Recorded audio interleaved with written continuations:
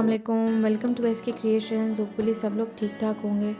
जब इंसान बहुत थका होता है और उसका दिल नहीं होता कि बहुत ज़्यादा टाइम लगा के कोई खाना बनाए, तो उस दिन के लिए होती हैं आलू की कतलियाँ। बनाते कैसे हैं देख लेते हैं। आधा किलो मैंने आलू लिया था, उसको धो के पील कर लिया था। फिर मैंने उसकी इस तरह बारीक बारीक कतलियाँ काट ली थी और पानी में भिगो के रख दिया था। आधी प्याली मुझे तेल चाहिए होगा। 1 चाय का चम्मच मैं इसके अंदर लाल कुटी हुई मिर्च या लाल दड़ा मिर्च यूज़ करूँगी। 1 चाय का चम्मच नमक चाहिए। 10-15 मुझे साबित काली मिर्चें चाहिए होंगी। 1 चाय का चम्मच ज़ीरा। थोड़ा सा हरा धनिया चाहिए होगा गार्निश के लिए। नींबू का रस डालेंगे और थोड़ी सी कटी हुई हरी मिर्चें।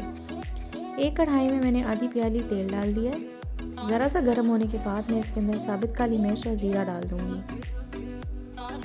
इसको ज़रा सा हम भूनेंगे। थोड़ी देर फ्राई होने से इन दोनों स्पाइसेस के फ्लेवर फॉइल के अंदर चले जाएंगे। जब इसके अंदर इस तरह छोटे छोटे बबल्स आने लगेंगे तो मैं इसके अंदर आलू की कतलियाँ ऐड कर दूंगी।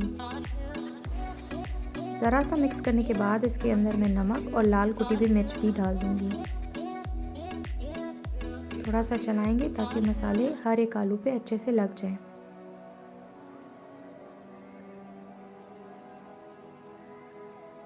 अब इसको मैं 10 मिनट हल्की आंच पे दम के लिए रख दूंगी।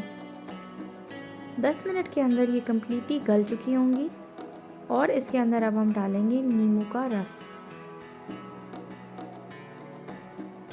मैं 1 नींबू इस्तेमाल कर रही हूँ। अगर आपको ज़्यादा खट्टा अच्छा लगता है बेशक 2 भी इस्तेमाल कर सकते हैं। अब इसके अंदर मैं डालूंगी हरी मिर्चें और धनिया। इसको फिर मैं ढक के रख दूंगी 5 मिनट के लिए।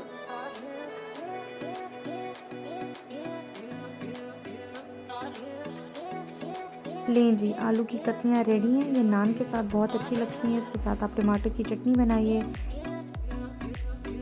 आलू की कतलियाँ तो हो गई हैं रेडी, लेकिन टमाटर की चटनी के बगैर ये अधूरी है। टमाटर की चटनी के लिए मैंने लिया था 1 टमाटर, 10 से 15 हरी मिर्चें, 2 नींबू लिए, इसका हम जूस यूज़ करेंगे। पुदीना लिया मैंने थोड़ा सा धुला हुआ साफ, और 3 जवे मैंने लहसुन की लिए। इन सारी चीज़ों को अब मैंने चॉपर में डाल दिया। टमाटर भी काट के डाल दिए थे।